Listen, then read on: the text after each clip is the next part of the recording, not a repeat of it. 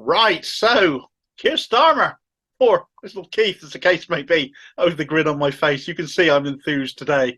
He got over to bed this morning with a plan to deliver yet another dull, tedious speech, spelling out his latest 5 missions, as he repeatedly does, which ought to come alongside the theme tune to Mission Impossible, along with the audio message that always used to play at the end. Do you remember the message used to play at the end of the Mission Impossible missions? Akin to something like, these pledges will self-destruct in 60 seconds, because they never do last, do they? Anyway, Keith must have been mulling over his speech over his breakfast. And you can imagine the sort of things he might have been having for breakfast, can't you? Dry shreddies or something, little pieces of cardboard. No milk, lest he accidentally risk becoming too exciting. Today's speech was all about education, you see. I'm going to go and talk to the kids, he thought to himself. I'm going to tell you I want to hear from you. And boy, did you end up hearing from them. Taking part at a college in Gillingham, Kent, as this event did, the latest destination to bleat about his latest temporary policies. Who knows how long they'll last for, after all. And he thought, wouldn't it be wonderful to have some photogenic, hopeful faces lined up behind me as I speak? Wouldn't that be a wonderful idea? Let's do that. And you can just look at the faces here and see the joy leaving their bodies. A place behind Keir Starmer being a place where hope has gone to die. Their expressions tell the whole story. No inspiration, no vision, just waffle. Things would perk up for them shortly, however, as some of those students, the slightly happier looking ones maybe, had a cunning plan, which would be the equivalent of pulling Starmer's trousers down, or tying his shoelaces together, or perhaps even giving him a rather cunning wedgie. Either way, he wouldn't be enjoying it. Starmer was in full flow as things fell into place for them, though. He was saying in relation to the lack of opportunity in many places around the country. When talented young people start to leave a town, it becomes hard to break free from that dynamic. It's a vicious cycle. It leads to communities, far too many in this country, where the only jobs on offer are low-paid and unsecure, blah, blah, blah, blah, blah, proper waffle. We know our lives better than you do, Keith. More interesting is what you do to actually fix it, aside from the whole issue of believing you, which many of us find very difficult to do. But whilst he got to this point, a couple of the students behind him, they were busy unfurling a banner. Members of the Green New Deal Rising protest group, as they were. They had beef with Keith, who, let's not forget, has just U-turned on his climate change proposals, where the £28 billion of investment in climate change promised by him has now been watered down to just being an aspiration. These guys weren't having it. They weren't having any of that. And they interrupted Stormzy in mid-flow, not a happy bunny. His face fell. How dare these lower life forms stop me when I'm in the zone? I know I said I wanted to hear from you, but like everything I say, I don't really mean it. And you can see it written in his face as they told Starmer straight, we want you to reinstate your pledge for £28 billion a year. To which Starmer sniffily replied, I gave my mission on green power last month. We did that last month. They weren't having that either. They were ready for this. The young people want action, they said. Whose side of the Labour Party on?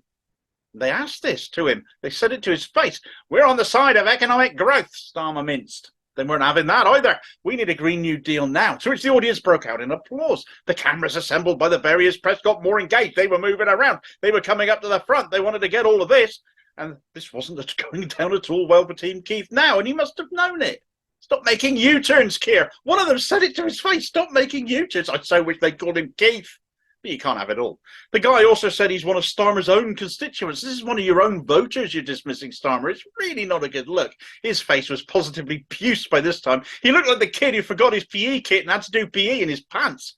Let me finish this and I'll talk to you about it, he told them. Well, they tried this apparently already. We've tried to speak to you about it, but you haven't replied to us, they told him. And I don't doubt that for one moment, because Starmer has repeatedly been seen to be approached by quite often young people to talk about climate change and their concerns about it, and he just walks off ignoring them. And he has formed for this, allegedly, not wanting to engage with people he sees as beneath him. It's a contemptible attitude to have, and not one I'd ever support or vote for anybody who behaved like that, regardless of policy, because there's no excuse for just plain rudeness. Good manners cost nothing, but common courtesy is apparently too common for the likes of Keith. Anyway, we need a Green New Deal right now, and you keep making U-turns, Keir. They went on. By this time, the heavies arrived to escort them off the stage. Not once did Starmer attempt to engage with them properly, but once gone, once removed, oh, he found his spine again, as he smarmily responded, I think they may have missed the fact that the last mission I launched was on clean power by 2030, which is the single most effective way to get the green future they and others like them want. Actually, something else that you said was that oil and gas will remain in the energy mix until 2050, but then you lie as easily as you breathe, Keith. So why not do it again and again in a mocking way at two people who genuinely want to change things and save the planet when you clearly don't? Or even if you said you did, I would struggle to believe you. And this wasn't even his only event of the day where his U-turning, his lies basically, have been brought up.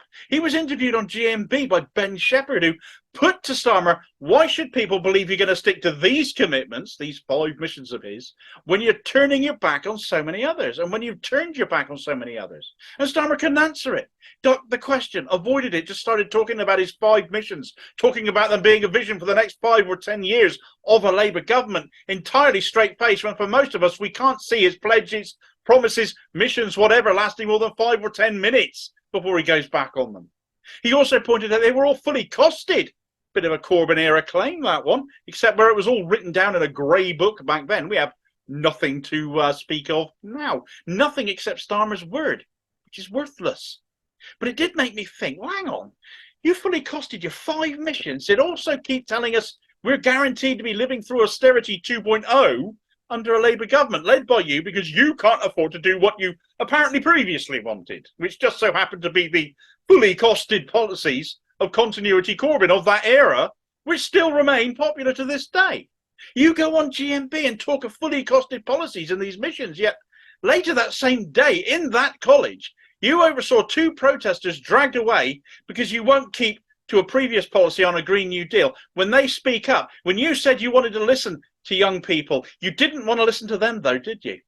Why would anyone announce policies that weren't fully costed for a start? Or was that before Rachel Reeves decided to block everything with her made-up fiscal rules? If this is fully costed, show us the workings then. Otherwise, I think it's far more likely you're just lying again. Ben Shepherd picked up on this issue. He said to Starmer, it's almost like you're giving yourself a caveat when you talk about a damaged economy, because you could say what you like now. And if you get into power, you can just say, sorry, too much damage, we can't do any of it. And would anyone literally put that past Starmer? It's literally what he did to become Labour leader. Did Starmer deny it? No, of course not. He went along with it. There may be things we want to do as a Labour government that we won't be able to do, he said. So in effect, his missions are as meaningless as anything else. And he's put himself in a position where he can just say, I'd like to do this, I'd like to do that, I'd like to deliver everything I promised in the election, but now I'm in power. Whoops, turns out that I can't. In which case, if you're voting Labour, if you intend to going forwards, you can't possibly know what that man would do in power. And that should scare the hell out of you. Literally, you cannot guarantee what he says you're voting for him for is what he will end up delivering. Me, I'd rather back someone who means what they say.